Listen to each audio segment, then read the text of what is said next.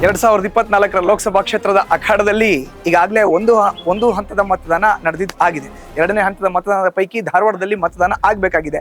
ಇವತ್ತು news first Dharwad Lok Sabha ಕ್ಷೇತ್ರದ BJP ಅಭ್ಯರ್ಥಿ ಕೇಂದ್ರ ಸಚಿವರಾಗಿರೋ ಅಂತ ಪ್ರಹ್ಲಾದ್ ಜೋಶಿ ಅವ್ರನ್ನ ಮಾತಾಡ್ಸ್ಲಿಕ್ಕೋಸ್ಕರ ಅವ್ರ ಮನೆಗೆ ಬಂದಿದೆ. ಇವತ್ತು ಪ್ರಹ್ಲಾದ್ ಜೋಶಿ ಅವರು ಏನೆಲ್ಲ ಮಾತನ್ನ ಆಡ್ತಾರೆ, ಒಟ್ಟಾರೆ ರಾಜ್ಯದ 28 ಲೋಕಸಭಾ ಕ್ಷೇತ್ರದ ಪೈಕಿ ಬಿಜೆಪಿಯ ಕನಸೇನು, ಪ್ರಧಾನಿ ನರೇಂದ್ರ ಮೋದಿ ಅವರ ಆಪ್ತ ಬಳಗದಲ್ಲಿ ಗುರುತಿಸಿಕೊಂಡಂತ ಪ್ರಹ್ಲಾದ್ ಜೋಶಿ ಏನ್ ಹೇಳ್ತಾರೆ, ಬನ್ನಿ ನೋಡೋಣ.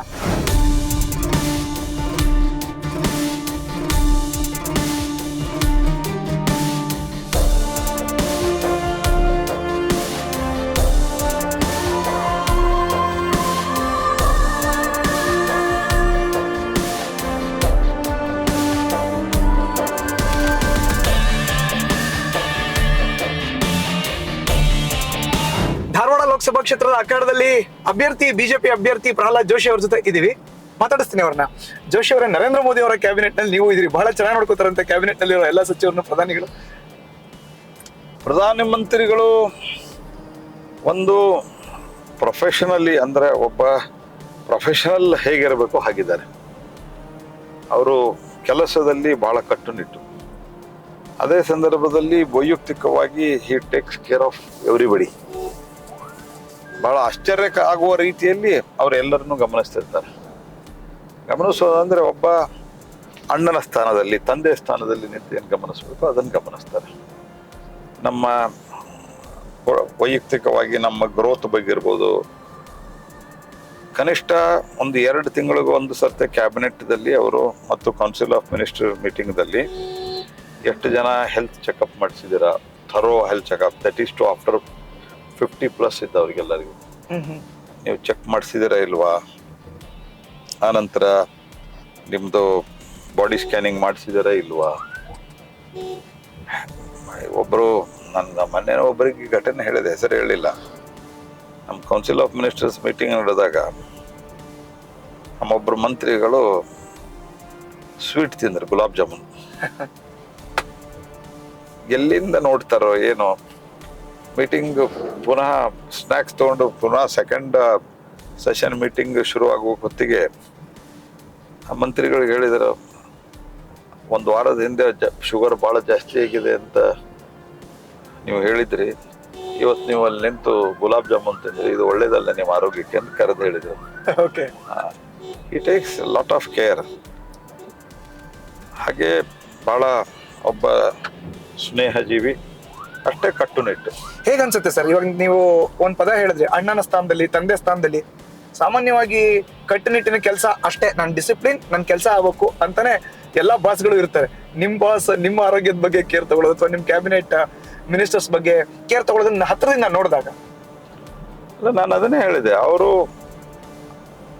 ಯಾವಾಗ ನಿಮ್ ಕೆಲ್ಸದ ಬರ್ತದೆ, ನಿಮ್ ಪರ್ಫಾರ್ಮೆನ್ಸ್. ಇನ್ನೊಂದು ಮುಖ ಹೇಳೋದಾದ್ರೆ, ನೀವು ಅವ್ರ ಹತ್ರ ನಿಮ್ ಡಿಪಾರ್ಟ್ಮೆಂಟ್ ರಿವ್ಯೂ ತಗೊಳ್ತಾರ. ಅವರು ಎಲ್ಲಾ ಡಿಪಾರ್ಟ್ಮೆಂಟ್ಗಳದ್ದು ಕನಿಷ್ಠ ವರ್ಷಕ್ಕೆ 2 ಬಾರಿ ರಿವ್ಯೂ ಮಾಡ್ತಾರೆ. ಅವರು ನಮ್ಮನ್ನು ಕರೆದಿರ್ತಾರೆ,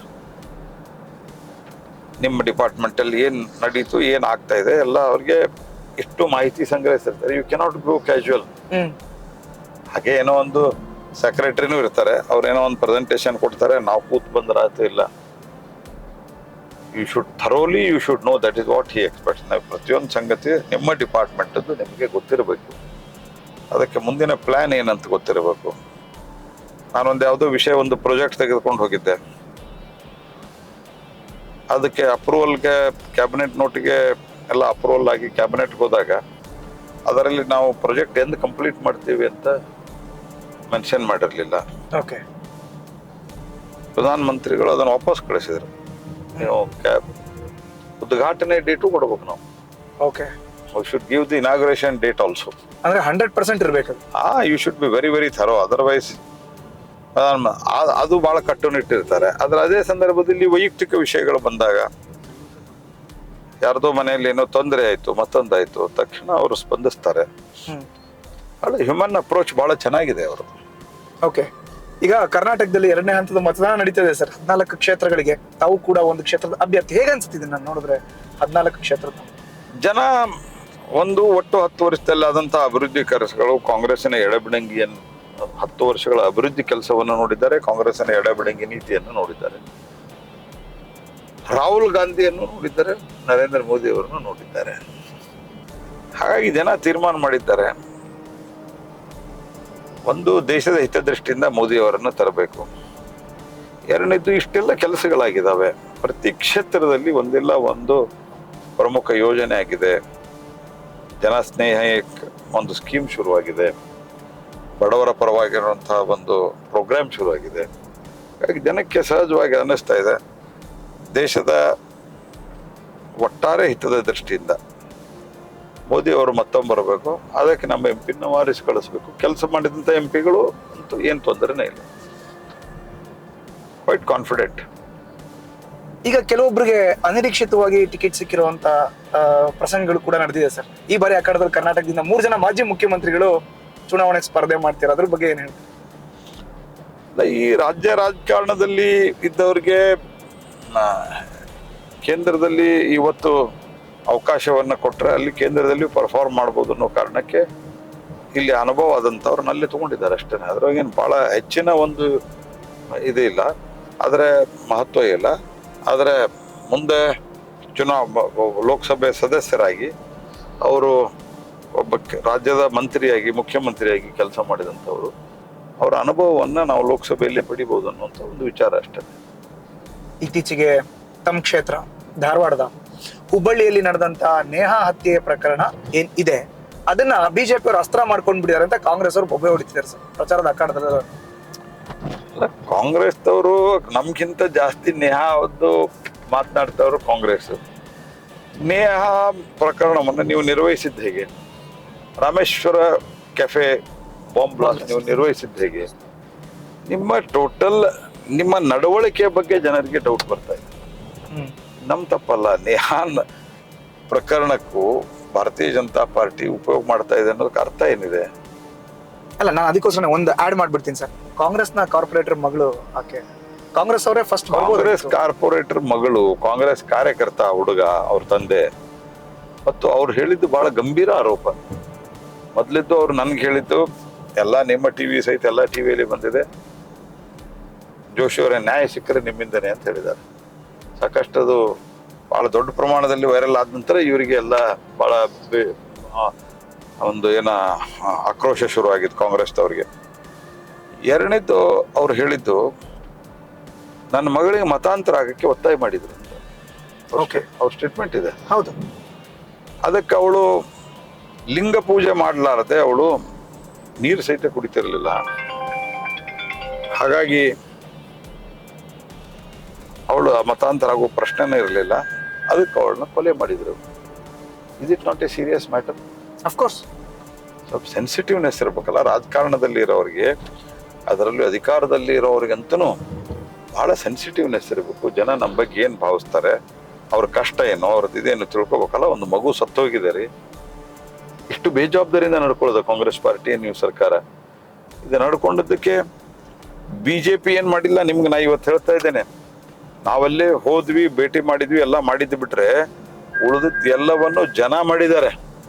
ಜನ ಇಷ್ಟು ಓತಪ್ರೋತವಾಗಿ ಹೊರಗಡೆ ಬಂದರು. ಯಾಕಂದ್ರೆ ಜನರಿಗೆ ಅನ್ನಿಸ್ತಾ ಇದೆ, ನಮ್ಮ ಪರಿಸ್ಥಿತಿ ಏನಪ್ಪ ಮುಂದೆ, ನಮ್ಮ ಮಕ್ಕಳು ಹೇಗೆ ಕಾಲೇಜ್ಗೆ ಹೋಗ್ಬೇಕು. ಕಾಂಗ್ರೆಸ್, ಯಾಕಂದ್ರೆ ನಿಮ್ಮ ಟ್ರ್ಯಾಕ್ ರೆಕಾರ್ಡ್ ನೋಡಿ ನೀವು, you see the track record of the Congress party. ಅವ್ರೇನ್ ಮಾಡಿದ್ರು? Rameshwara cafe cylinder blast. Correct. ಅಂದ್ರೆ ಅಲ್ಲಿಗೆ ಇನ್ನೊಬ್ರು ಉಪಮುಖ್ಯಮಂತ್ರಿಗಳು ಬಿಸಿನೆಸ್ ಸ್ಪರ್ಧೆಯಲ್ಲಿ ಇನ್ನೊಬ್ಬರು ಪ್ರತಿಸ್ಪರ್ಧಿಗಳು ಮಾಡಿದ್ದಾರೆ ಅಂತ ಕಾಂಪಿಟೇಷನ್ ಇದೆ. ಕಾಂಪಿಟೇಷನ್ ನೀವು ಅಲ್ಲೇ ಮುಚ್ಚಾಕಕ್ ಪ್ರಯತ್ನ ಮಾಡಿದ್ರಿ. ಎನ್ಐದವ್ರು ತಗೊಂಡ್ರಂತ ಹೊರಗಡೆ ಬಂದ್ ಸತ್ಯ. ಅದಾದ ನಂತರ ನೀವು ಹನುಮಾನ್ ಚಾಲೀಸ ವಿಷಯದಲ್ಲಿ ಹೆಂಗೆ ನಡ್ಕೊಂಡ್ರಿ? ನೀವು DJ ಹಳ್ಳಿ KG ಹಳ್ಳಿ ಕೇಸ್ದಲ್ಲಿ ಹೇಗೆ ನಡ್ಕೊಂಡ್ರಿ? ಬಂದ ತಕ್ಷಣ ಪತ್ರ ಬರೀತಿರಲ್ರಿ ನೀವು, ಅವ್ರ ಅಮಾಯಕರಂತ. ನಿಮಗೆ ಗೊತ್ತಾ ಅವ್ರ ಅಮಾಯಕರಾಗಿದ್ದಾರೆ. ಈ ದೇಶದಲ್ಲಿ ಕೋರ್ಟ್ಗಳು ಹೈಕೋರ್ಟ್ಗೆ ಹೋಗಿದ್ದಾರೆ, ಸುಪ್ರೀಂ ಕೋರ್ಟ್ಗೆ ಹೋಗಿದ್ದಾರೆ, ನಮ್ಗೆ ಬೇಲ್ ಬೇಕು ಅಂತ ಯಾಕೆ ಕೊಡ್ಲಿಲ್ಲ? ಅವಾಗ ನೀವು ಅಮಾಯಕರಂತ ಯಾವ ಆಧಾರದ ಮೇಲೆ ಬರೆದ್ರಿ? ನೀವು ಹುಬ್ಬಳ್ಳಿಯಲ್ಲಿ ಪೊಲೀಸ್ ಕಮಿಷನರ್ ಸಹಿತ ಆಗಿ ಎಲ್ಲರನ್ನೂ ಸುಟ್ಟು ಹಾಕ್ಬೇಕಂತ ಮಾಡಿದ್ರು. ಕರೆಕ್ಟ್. PFI ಜೊತೆಗೆ ಸಂಪರ್ಕ ಇದೆ. ಅವ್ರನ್ನ ನೀವು ಬೇಲ್ ಮೇಲೆ ಬಿಡುಗಡೆ ಮಾಡ್ಬೇಕಂತ ಮೊದಲು ಬರೀತೀರಿ, 3 ತಿಂಗಳಿಗೆ ಬೇಲ್ ಆಗತ್ತೆ. ಏನ್ ಅಂದ್ಕೋಬೇಕು? ನಿಮ್ಮ ಟ್ರ್ಯಾಕ್ ರೆಕಾರ್ಡ್ ನೋಡಿ ಜನ ಬೀದಿ ಮೇಲೆ ಬಂದಿದ್ದಾರೆ. ಹಿಂದೂಗಳಿಗೆ ಅನ್ನಿಸ್ತಾ ಇದೆ, ಸಿದ್ದರಾಮಯ್ಯ ಅವ್ರ ಸರ್ಕಾರದಲ್ಲಿ, ಕಾಂಗ್ರೆಸ್ ಸರ್ಕಾರದಲ್ಲಿ ನಾವು ಸುರಕ್ಷಿತವಾಗಿ ಇರೋದಕ್ಕೆ ಸಾಧ್ಯವಿಲ್ಲ. ಕೇಂದ್ರ ಸಚಿವರಾಗಿ ಕಾನೂನು ಸುವ್ಯವಸ್ಥೆ ಬಗ್ಗೆ ಕಳೆದ 11 ತಿಂಗಳಲ್ಲಿ ನಿಮ್ಗೆ ಎಷ್ಟು ಬೇಸರ ಇದೆ ಸರ್? ಬಹಳ ಬೇಸರ ಇದೆ, ಮತ್ತು ಜನರ ಜೀವದ ಜೊತೆಗೆ ಚೆಲ್ಲಾಟವನ್ನ ಕಾಂಗ್ರೆಸ್ ಪಾರ್ಟಿ ಆಡ್ತಾ ಇದೆ.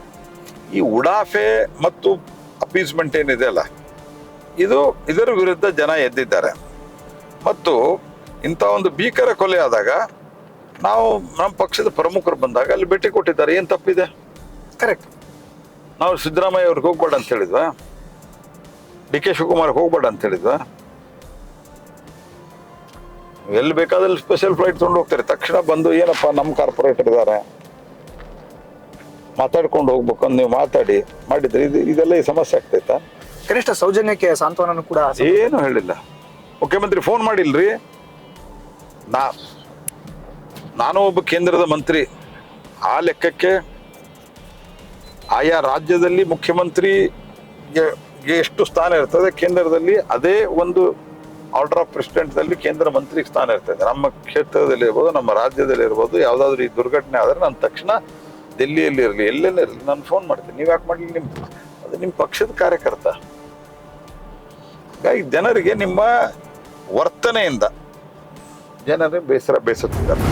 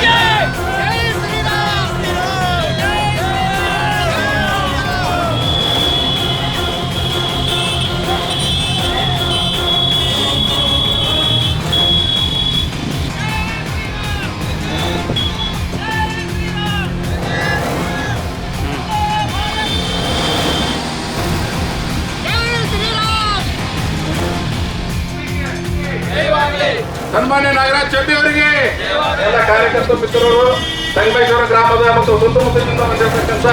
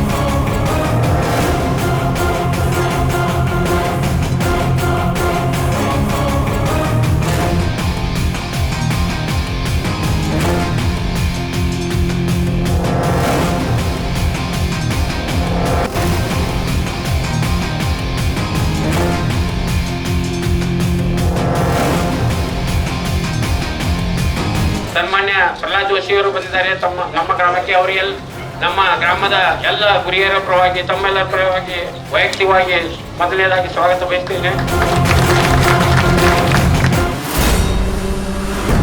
ಅಧಿಕ ಮತವನ್ನು ನೀಡಿ ಸನ್ಮಾನ್ಯ ಪ್ರಹ್ಲಾದ್ ಜೋಶಿ ಸಾಹೇಬರಿಗೆ ಬಿಜೆಪಿಗೆ ತಾವು ಆಶೀರ್ವಾದ ಮಾಡ್ಬೇಕಂತ ಹೇಳಿ ತಮ್ಮಲ್ಲಿ ಕಳಕಳಿಯಿಂದ ವಿನಂತಿ ಮಾಡ್ತಾರೆ.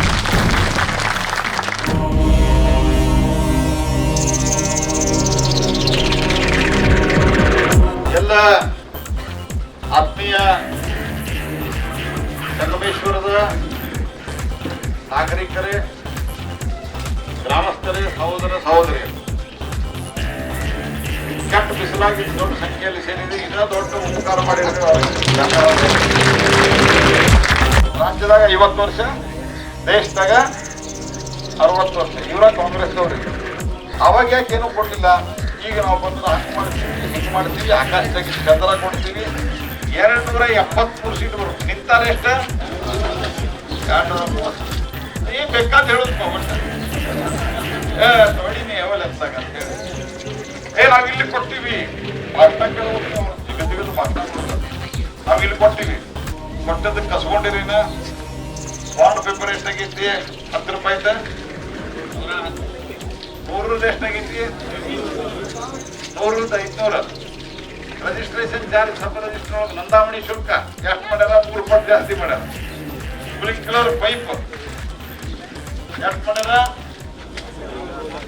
4800 1900 ಇದ್ದದ ಕರೆಂಟ್ ಬಿಲ್ DC ಹಾಕಕ್ಕ ಎಷ್ಟು ಮಾಡ್ಯಾರ 10,000 ಇದ್ದಿದ್ದ 2 ಲಕ್ಷ ಆಮೇಲಿಂದ ಉತ್ತಾರ 10 ರೂಪಾಯಿ ಇದ್ದಿದ್ದ 25 ಆಮೇಲಿಂದ ಹಾಲಿನ ರೇಟ್ ಎಷ್ಟು ಮಾಡ್ಯಾರ ಹಾಲಿನ ರೇಟ್ ಎಷ್ಟು ಮಾಡ್ಯಾರ 4 ರೂಪಾಯಿ ಜಾಸ್ತಿ ಮಾಡ್ಯಾರ ನಿಮಗೆ 4 ರೂಪಾಯಿ ಕೊಡೋದು ಬಂದ್ ಮಾಡ್ಯಾರ ಸಬ್ಸಿಡಿ ಬಂದ್ ಆಮೇಲಿಂದ ಎಣ್ಣೆ ಜಾಸ್ತಿ ಮಾಡ್ಯಾರ ಯಾವ ಎಣ್ಣೆ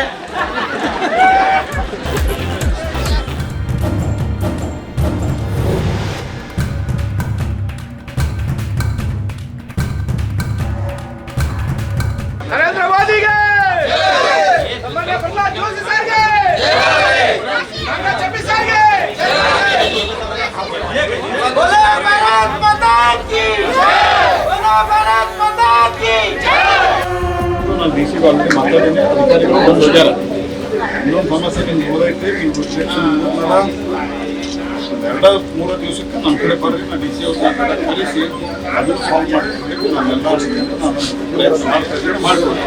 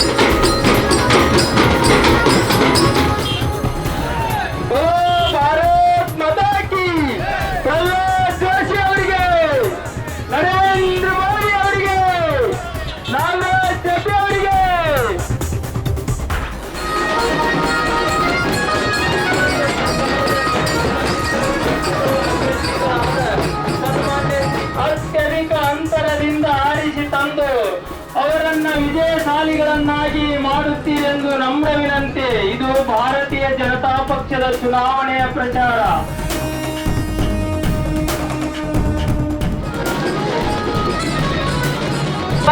ಅವರ ಕಮಲ ಗುರುತಿಗೆ ಕೊಟ್ಟು ದೇಶಕ್ಕೆ ಮೋದಿಯವರು, ಧಾರವಾಡಕ್ಕೆ ಜೋಶಿಯವರು. ಇದು ಭಾರತೀಯ ಜನತಾ ಪಕ್ಷದ ಲೋಕಸಭಾ ಚುನಾವಣೆಯ ಪ್ರಚಾರ. ಸಿಕ್ಕಿದ್ದು ನಮ್ಮ ಧಾರವಾಡ ಜಿಲ್ಲೆಯ ಪುಣ್ಯ ಬಂಧುಗಳೇ, ಅಕ್ಕ ತಂಗಿಯರೇ, ಅಣ್ಣ ತಮ್ಮಂದಿರೇ.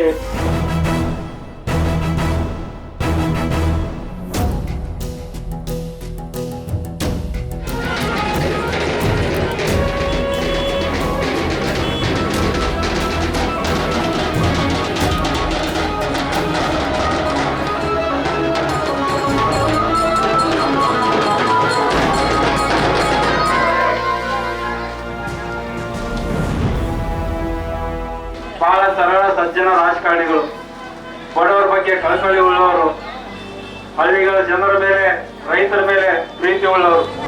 ಸರ್, ನಿಮ್ಮ ಪಕ್ಕದ ಜಿಲ್ಲೆ ಹಾವೇರಿ, ಅಲ್ಲಿರೋ ಉಸ್ತುವಾರಿ ಸಚಿವರು ಹೇಳ್ತಾರೆ ರೈತರು ಸತ್ರೆ ಪರಿಹಾರಕ್ಕೋಸ್ಕರ ಆತ್ಮಹತ್ಯೆ ಮಾಡ್ಕೊಂಡ್ರು ಅಂತ ಬರೆಸ್ತಾರೆ ಅಂತ. ನಿಮ್ ಜಿಲ್ಲೆ ಸಚಿವರು ಹೇಳ್ತಾರೆ, ಉಸ್ತುವಾರಿ ಸಚಿವರು, ಇಲ್ಲ ಬಿಡ್ರಿ ಈ ತರದ್ ಬೇಕಾದಷ್ಟು ಕೇಸ್ಗಳಾಗುತ್ತೆ ಅಂತ. ಸಚಿವರು, ಮುಖ್ಯಮಂತ್ರಿ, ಉಪಮುಖ್ಯಮಂತ್ರಿ, ಇಡೀ ಕ್ಯಾಬಿನೆಟ್ ರಾಜ್ಯದ್ದು ಸಮನ್ವಯತೆ ಇಲ್ಲ ಅಂತ ಅನ್ಸುತ್ತೆ. ಸಮನ್ವಯತೆ ಅನ್ನೋದಕ್ಕಿಂತ ಎಲ್ಲರೂ ಒಂದೇ ರೀತಿಯಾದಂಥ ಮೆಂಟಾಲಿಟಿಯವರು ಇದ್ದಾರೆ. ಜನರ ಜೀವಕ್ಕೆ ಬೆಲೆ ಇಲ್ಲ, ಅದರಲ್ಲಿ ಹಿಂದೂಗಳ ಜೀವಕ್ಕಂತ ಏನೇನೂ ಬೆಲೆ ಇಲ್ಲ.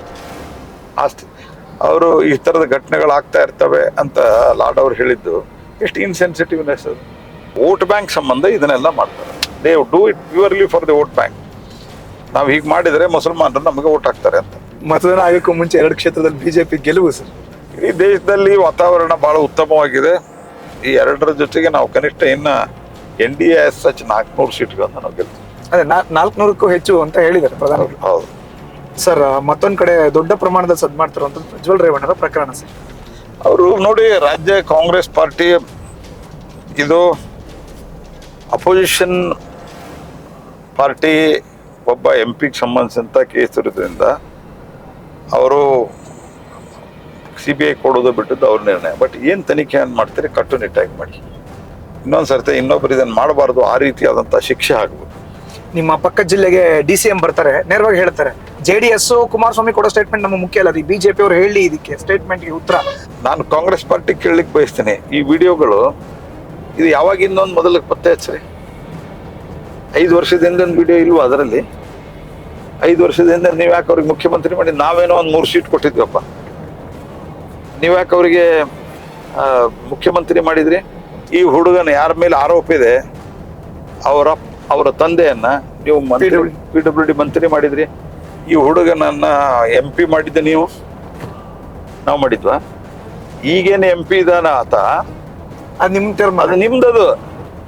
ನಮಗೇನ್ ಹೇಳ್ತೀರಿ? ಬಿಜೆಪಿ ಅವರಿಗೆ ಶಿವಕುಮಾರ್ ಹೋಗಿ ಭಾಷಣ ಮಾಡಿದ್ರಿ ನೀವು, ಪ್ರಜ್ವಲನ್ನ ಗೆಲ್ಲಿಸಿ ಅಂತ. ಮಿಸ್ಟರ್ DK ಶಿವಕುಮಾರ್ ವಿಡಿಯೋ ಇವತ್ತಿಂದಲ್ಲ, ಏನೇನೋ ಬಾಲಿಶವಾಗಿ ಸ್ಟೇಟ್ಮೆಂಟ್ ಕೊಡ್ಬೇಡ್ರಿ ಶಿವಕುಮಾರ್ ಅವ್ರೆ. ಮತ್ತೆ ಯಾಕೆ FIR ಆಗಿ ಡಿಲೇ ಮಾಡಿದ್ರಿ?